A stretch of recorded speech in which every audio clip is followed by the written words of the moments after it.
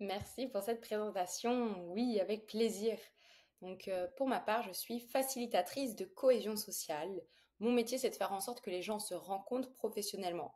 Ça veut dire que j'accompagne autant des entrepreneurs qui ont besoin de développer leur réseau, booster leurs compétences sur ce sujet-là, mais j'accompagne aussi des gros événements B2B où justement on va avoir des sujets de networking, comment faire en sorte que les gens se rencontrent.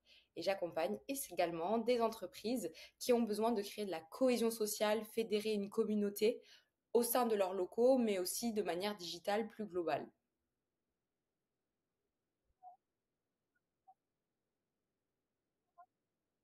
Il y a un peu de ça exactement. En fait, ce dont tu parles, je pense que c'est plutôt les icebreakers, assez connus, que ce soit dans le monde perso ou pro. Et moi, je développe la méthodologie des ice melters, c'est-à-dire que je ne brise pas la glace, je la fais fondre. La différence réside dans le fait que moi, j'accompagne aussi des personnes timides et introverties. Et je pense que quand ces personnes-là sont intégrées, incluses dans un événement, tout le monde se sent à l'aise. Dans mes méthodologies, je fais en sorte que ce soit aussi adapté quand on n'a pas envie d'être au tout devant de la scène ou faire un tour de présentation.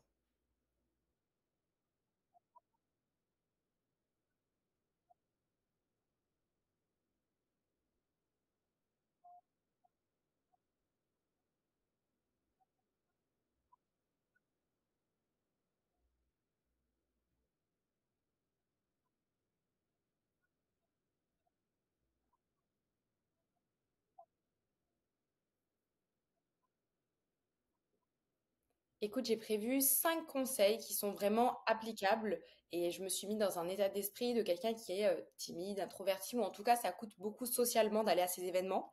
Petite info, c'est le cas de la majorité des gens. C'est un exercice difficile pour beaucoup, beaucoup de monde. La première chose que je te recommanderais, c'est de vérifier quel type d'événement c'est. D'après moi, il y a deux types d'événements. Des événements où tu y vas pour toi et des événements où tu y vas pour ton business.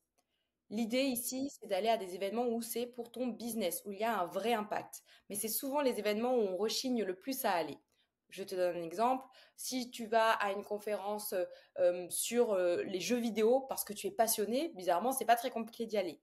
Par contre, si tu vas dans une conférence où il y a des entrepreneurs qui vont parler de finances et ils pourraient être intéressants pour ton podcast, le sujet est plus compliqué, c'est un peu plus stressant. Par contre, l'impact, tout à fait.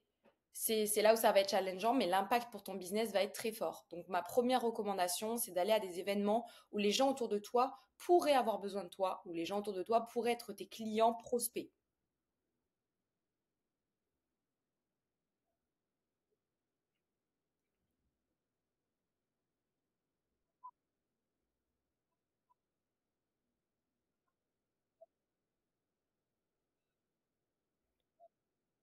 C'est une super question.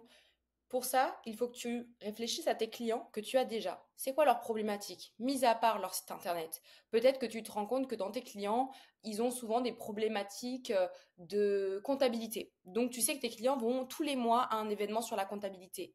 Dans ce cas-là, tu vas aller à cet événement de comptabilité. Et c'est comme ça que tu seras un peu un heureux hasard. Oh là là, mais tu es développeur, c'est drôle, j'ai aussi besoin de ça. Et c'est comme ça. Mais tu vas voir, plus tard, je vais te donner aussi des conseils sur comment faire en sorte de savoir en quoi tu peux aider les personnes.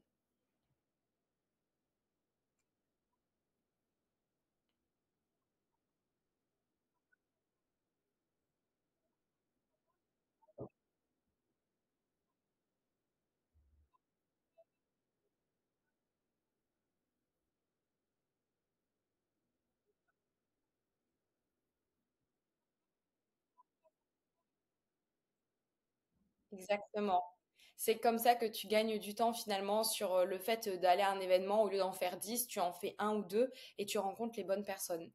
Ma deuxième recommandation, c'est le moment où on arrive à l'événement. Clairement, il y a du monde, les gens parlent, tu connais pas beaucoup de monde, c'est assez stressant, tu trouves pas trop ta place. Bref, c'est un peu l'horreur et c'est ce qu'on ressent souvent dès l'arrivée de l'événement. Ma recommandation, c'est de te placer dans ce que j'appelle les zones froides. Dans un événement, on a deux types de zones, des zones chaudes et des zones froides. Les zones chaudes, ce sont des zones où on ne va pas pouvoir sociabiliser. Ces zones chaudes sont souvent au niveau du buffet, au niveau des boissons, au niveau de l'endroit où tu fais le check-in, là où il y a les organisateurs. C'est des endroits d'urgence, des endroits où vraiment il y a beaucoup de monde, il se passe beaucoup de choses. Exactement, il faut aller vite, c'est des zones d'urgence. Clairement, si tu es au milieu du buffet, tu vas gêner les gens, tu es dans le passage. Et donc, ce sera difficile d'avoir des conversations de qualité. Par contre,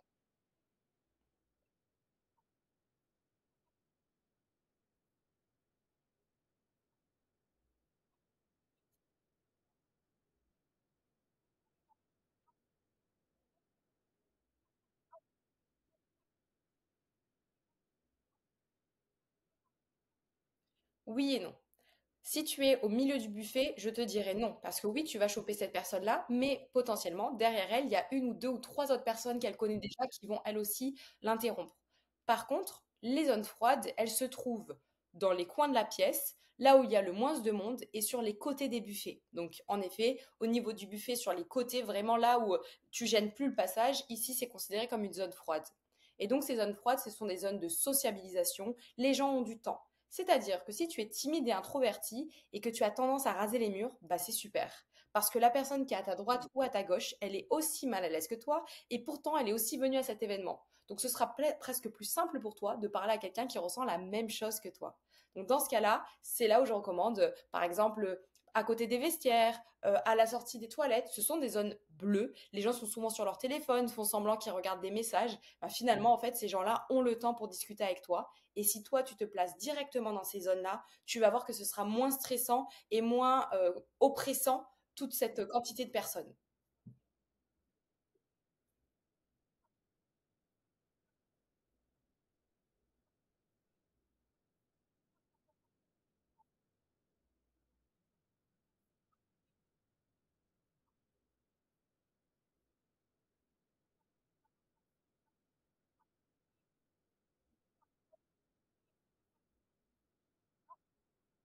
Je dirais que oui. Le plus important, c'est d'être déjà dans une tenue où tu te sens à l'aise. Donc, par exemple, pour les femmes qui sont pas à l'aise en talons, je recommande de se mettre en basket. Personnellement, moi, je suis en basket. Par contre, ce que je recommande très vivement, c'est d'avoir un petit élément. Mais ça peut être un foulard, une chemise, un petit quelque chose qui va te différencier. Ça va, te permettre d'être visible, mais ça va aussi permettre à la personne en face de toi d'avoir quelque chose sur quoi rebondir, de te donner un compliment. Donc oui, je pense que ça peut être quelque chose de très intéressant et c'est aussi important de s'habiller dans le cadre de l'événement. Donc clairement, si tu es dans un événement très business parisien, oui, il va falloir avoir une tenue adaptée. Si tu es dans un événement plus local et plus terre à terre, plus tranquille, là, tu peux aussi adapter ta tenue. Donc c'est aussi important d'avoir une tenue adaptée. Mais oui, un élément différenciant, c'est toujours intéressant.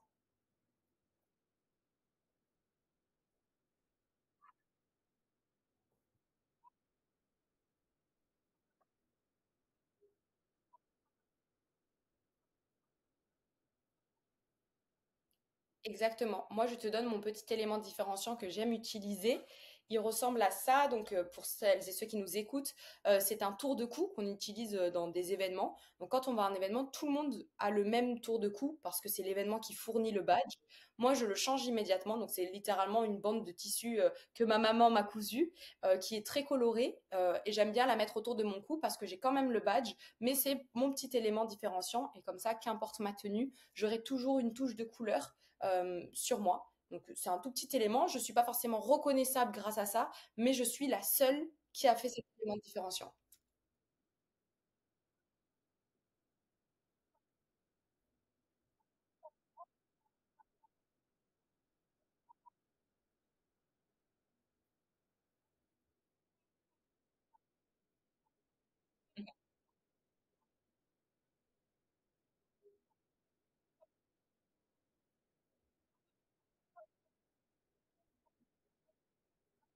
Oui, on m'a déjà fait cette remarque. C'est vrai que j'ai souvent un maquillage un peu différenciant. Donc oui, en ce moment, c'est mon maquillage. On me repère aussi sur ça. Donc oui, parfois ça peut être mon maquillage, parfois ça peut être un élément sur ma tenue. Et vu que ça évolue beaucoup, peut-être que dans 2 mois, je fais plus les points et je repars avec des couleurs flashy. Mais oui, ça peut être quelque chose aussi qui me différencie. Encore une fois, si on le fait quand on est à l'aise et que c'est aligné avec notre personnalité, si c'est quelque chose qui te stresse déjà d'aller à un événement et en plus réfléchir à un élément différenciant, reste sur la base de habille-toi comme tout le monde sur l'événement pour être à l'aise.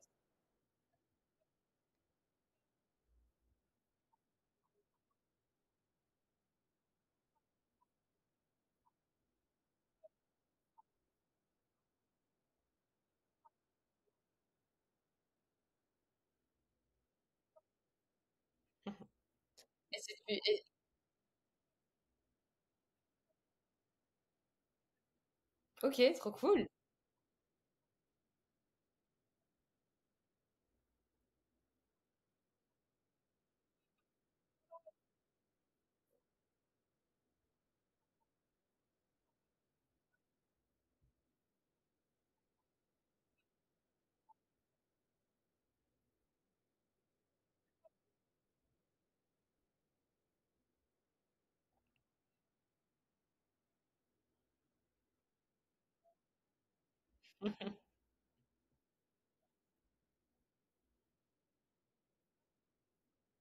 Pour le troisième, je voulais rebondir sur ce qu'on a dit au tout début, c'est le fait d'être quelqu'un qui aide, un helper. Et donc, cette méthodologie, je l'ai appelée les lunettes Lassouma. Alors, un premier focus, ici, on parle de networking.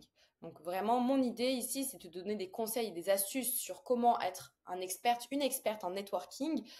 Ça peut s'adapter évidemment à la vie privée, mais là, je fais un focus business. Moi, quand je rencontre des gens dans des événements, je pars du principe que je ne vais rien vendre à personne. Déjà, ça m'enlève un très grand stress et une très grosse pression. Par contre,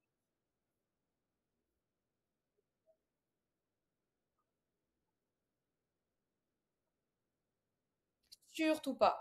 Et encore moins, allez, mon objectif, c'est de donner ma carte de visite à toutes les personnes que je croise. Pas du tout. Parce que la vérité, c'est que moi, quand je vais dans des événements, j'y vais pas pour acheter. Donc si moi je n'y vais pas pour acheter, les autres non plus. C'est très désagréable de sentir qu'on se fait agresser de manière commerciale. Donc j'enlève totalement cette pression et je pars du principe que quand je vais à un événement, toutes les personnes que je croise, je dois les aider. Et mon objectif, c'est de savoir comment je peux les aider. Et donc pour savoir comment je peux aider les gens, c'est en les écoutant. Donc la majorité de la discussion avec chaque nouvelle personne, c'est moi qui pose des questions pour comprendre qui elle est, pourquoi elle fait ça, pourquoi c'est son challenge en ce moment. Et donc, quand on est timide et introverti, on aime beaucoup cette technique parce que ça veut dire que tu vas faire la moitié, les trois quarts de la discussion, tu ne vas pas parler et tu vas écouter. Et c'est comme ça qu'au bout de 5-10 minutes de conversation, vu que je me suis vraiment intéressée à toi, donc par exemple, j'utilise la technique des deux ou trois pourquoi, c'est-à-dire que dès que tu vas me donner une réponse, je vais demander mais pourquoi? Ah, et pourquoi ça? Et comment ça se fait que? Donc à force, tu t'ouvres, tu parles de toi-même, et là je sais, je comprends quelle est ta vie, quelles sont tes problématiques du moment. Et c'est là où je vais donc être une helper, donc une aidante, et donc te proposer une solution. Parfois ça peut être, oh, bah, tiens, j'ai écouté un podcast sur le sujet, ou bah, je connais un bon restaurant dans ce quartier. Ça peut même être sur de la vie privée. Et la vraie astuce de networking, c'est quand j'ai trouvé cette idée de petite chose que je peux te proposer, je ne te la donne pas tout de suite. Si je te parle d'un restaurant, je te dis, bah, je te l'enverrai demain. Et c'est comme ça que je fais déjà ce premier contact et ça facilite aussi le fait de demander un numéro, un LinkedIn, un mail.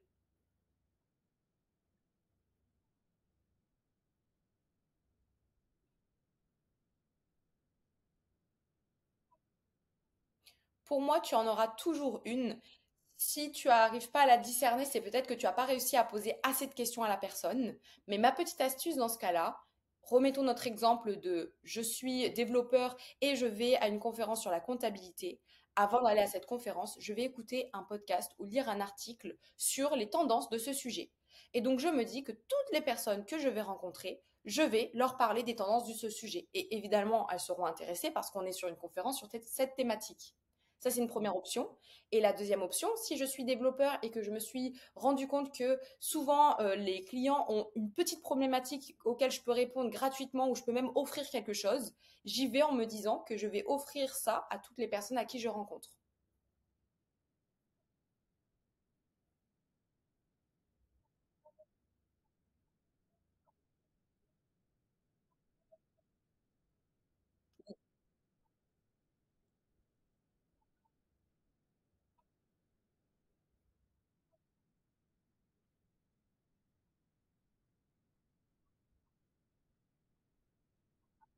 Exactement.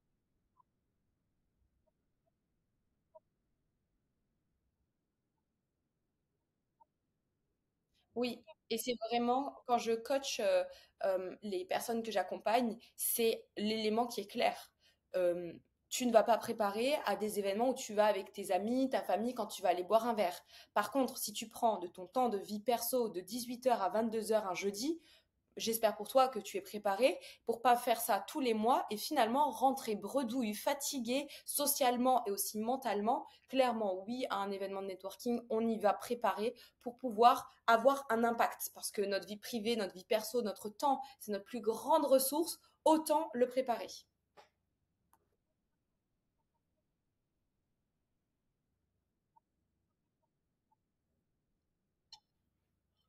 Énormément. Pour moi, si t'as pas de réseau, t'as pas de boulot. Si tu réfléchis à peut-être toutes les opportunités que tu as eues dans ta vie pro, que ce soit une information sur ton secteur, que ce soit une offre de poste, permettre à ta petite cousine de trouver son stage, tout ça, tu l'as trouvé grâce aux gens autour de toi. Il n'y a pas une personne qui descend des cieux pour te donner la vérité vraie. C'est tout ton entourage qui fait ça. C'est tes clients qui te recommandent, qui te donnent de nouveaux clients. Et c'est donc la force de ton réseau. C'est pour ça que le networking a beaucoup d'impact. Par contre, le networking, ce n'est pas immédiat. C'est rare que tu rencontres quelqu'un qui te fait un chiffre d'affaires de 10 000 € le mois prochain. Par contre, cette personne-là, peut-être qu'au bout de 3 mois, 6 mois, elle va parler de toi, puis elle va t'inviter à un événement. Dans cet événement, tu vas rencontrer cette personne qui finalement sera ton client X, Y, Z. Donc oui, le networking, c'est très impactant. On le voit en moyenne, si on part sur le côté entrepreneurial, les entreprises ferment au bout de 3 ans et souvent c'est par manque de clients, donc par manque de réseau.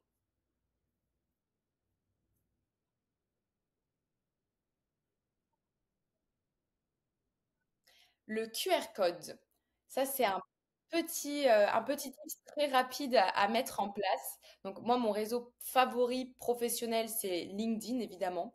Et donc il y a une fonctionnalité que peu connaissent sur LinkedIn qui est très utile.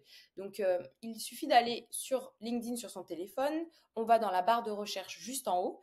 Et à droite de cette barre de recherche, quand je clique dessus, je vois un petit carré. Quand je clique sur ce carré, ça me génère automatiquement un QR code et ce QR code renvoie sur mon profil LinkedIn.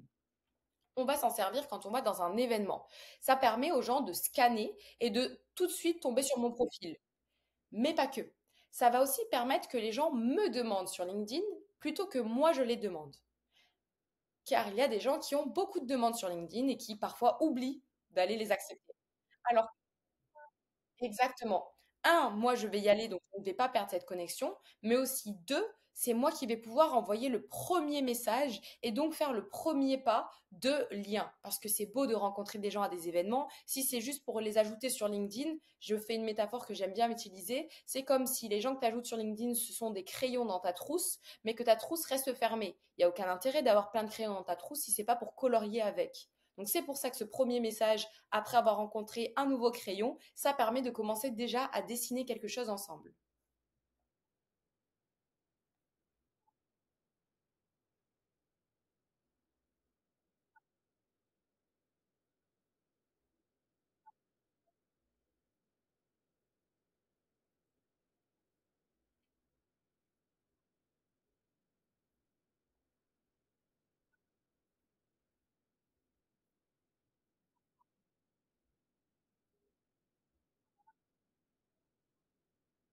Ok, super question. Alors, la moyenne dans un événement, les gens rencontrent entre une et trois personnes maximum en moyenne. C'est très bas. Et moi, personnellement, pour mon métier, j'en rencontre entre 5 et 20. Et les gens que je coach, on vient doubler, voire tripler le nombre de rencontres dans les événements, quand c'est nécessaire. Est-ce que j'envoie des messages à toutes les personnes qui m'ajoutent? Oui, à 100%. C'est comme dire à quelqu'un de rentrer, d'être invité chez lui et de ne pas le saluer. Clairement, il n'y a aucun intérêt. Donc, je ne vais pas target une seule personne de manière très précise. Et pourquoi c'est important d'envoyer un message, que ce soit sur LinkedIn, mais ça peut être aussi un mail, etc. En fait, si tu donnes une carte de visite à quelqu'un, ça sert, ça c'est mon avis peut-être aussi parce que je suis de la nouvelle génération, mais pour moi ça sert à rien. Parce que clairement, ta carte de visite, elle va se retrouver dans mon placard et peut-être qu'un jour je vais penser à toi, mais il y a aussi de très grandes probabilités qu'elle finisse dans mon sac à main et puis au final à la poubelle parce qu'elle aura été pliée. Alors que si, dès que je t'ai donné l'information, je fais en sorte qu'on crée déjà un lien, là, il y a un vrai impact, il y a une trace de notre échange. Et c'est pour ça que je recommande LinkedIn plutôt que des cartes de visite, parce que sur LinkedIn, je vais avoir la messagerie, et moi, ça va me permettre de pouvoir me rappeler avec des mots-clés que j'envoie dans mes premiers messages. Et donc pour mes messages, moi je fais des templates, c'est-à-dire des exemples de messages. La première fois, j'ai écrit mon message de A à Z, et puis quand la version m'a plu, je l'ai gardé dans un document que je viens copier-coller et modifier légèrement. Ça fait que cette action d'envoyer un message après un événement, de mon côté, elle prend entre une et 20 secondes parce que c'est un copier-coller que j'ai légèrement modifié.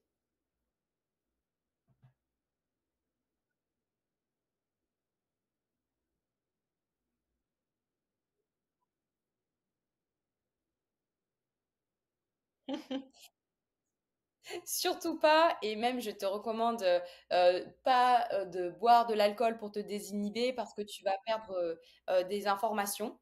Ma dernière technique, c'est lors de l'événement, ça pourrait être trop. Enfin, je pourrais donner des exemples de questions qu'on peut poser, etc. Mais je pense que chacun et chacune avec sa personnalité peut, dans des endroits une par une, faire fondre la glace et trouver petit à petit sa méthodologie. Donc, je vais moins être sur du conseil là-dessus. Par contre, ce qui est sûr, pour moi, c'est si tu as fait l'effort d'aller à un événement, déjà bravo, parce que c'est challengeant. Si tu as réussi à parler à quelqu'un, encore une fois, bravo d'avoir trouvé des sujets. Si tu as pu l'aider, c'est incroyable, mais pense surtout à faire ce qu'on appelle dans le networking le follow-up, c'est-à-dire de suivre cette discussion, cette rencontre. Voir une personne passer un bon moment, mais plus jamais lui envoyer de message, ça ne sert à rien. Si je mets dans le parallèle de la rencontre amoureuse, tu fais un date, tu rencontres quelqu'un, vous vous plaisez beaucoup, et après tu lui envoies plus de messages. La relation disparaît. Et c'est pareil sur le côté professionnel. C'est-à-dire que moi, ce que je recommande, c'est après l'événement, toutes les personnes que tu as rencontrées, tu leur renvoies un message. En plus, si tu as eu les lunettes de la Souma, donc que tu as aidé les gens, tu sais déjà exactement ce que tu vas leur dire. Et surtout, plusieurs mois après, moi je recommande entre 3 et 6 mois après, tu renvoies un message à ces personnes pour soit donner des nouvelles, soit prendre des nouvelles, en tout cas engager la discussion. Ça, c'est un message que tu peux clairement copier-coller et que tu envoies à toutes les personnes que tu as rencontrées. C'est pour ça que avoir un tableau de suivi, c'est assez aidant. Et tu vas voir, l'impact est énorme parce que dans la vraie vie, personne ne pense à toi. Tout le monde a sa vie, son quotidien, on a tous nos problèmes. Donc évidemment, je t'ai croisé hier soir, mais je vais peut-être pas repenser à toi la semaine prochaine ni dans 3 mois. Mais si tu viens régulièrement taper à ma porte et me dire Hello, salut, j'espère que tu vas bien, j'existe toujours. Moi, dans ma vie quotidienne, dans les opportunités qui m'arrivent, je vais plus facilement penser à toi. Donc, être un bon networker, aller à des événements, ça existe surtout après.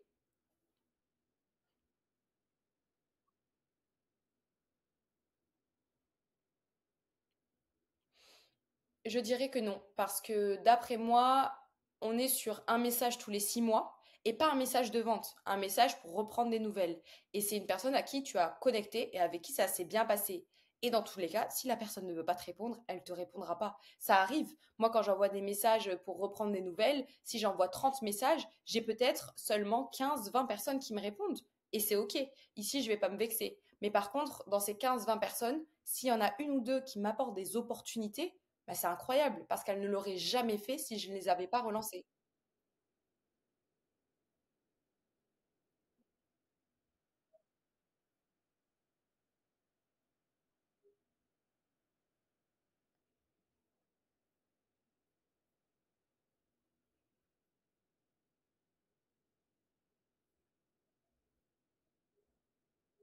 Oui, pour moi, dans l'exemple, c'est par exemple, je sais que si je cherche un resto, j'ai une copine à moi, je vais l'appeler, elle va me donner tous les meilleurs restos. L'idée, c'est d'être ce genre de personne pour les autres. Donc, en fonction de ta spécialité. Moi, ma spécialisation, c'est le networking. Mon objectif, c'est que n'importe qui que j'ai rencontré, si un jour il rencontre quelqu'un d'autre ou il a un sujet sur ça, ils se disent «Oh, mais c'est Inès l'experte sur ça.»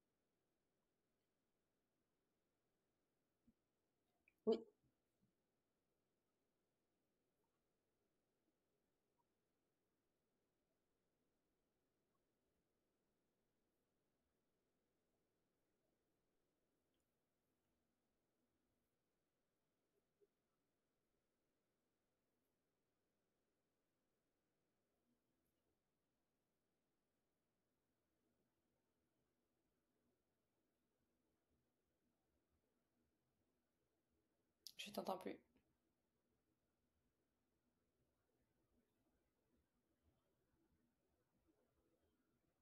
Tu m'entends?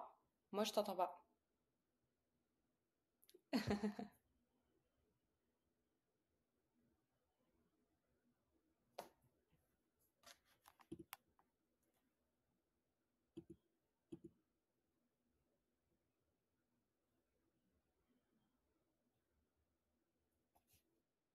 Oui, ça a changé de caméra, donc je sais pas si c'est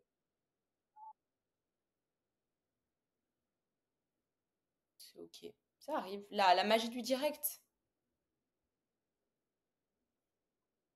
Bien sûr, pas de souci.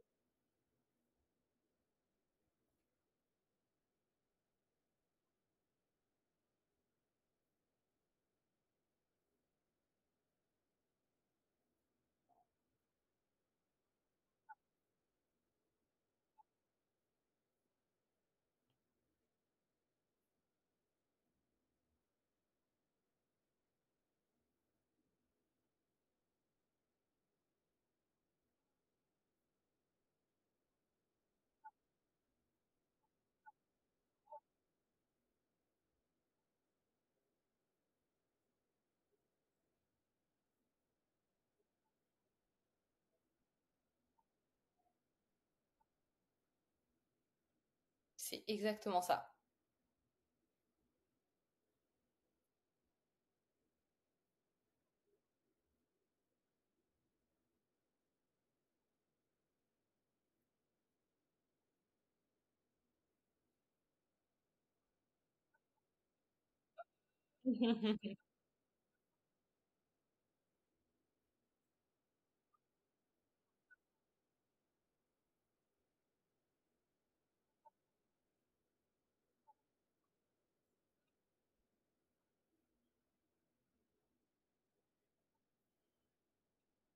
Avec grand plaisir. Merci à tout le monde.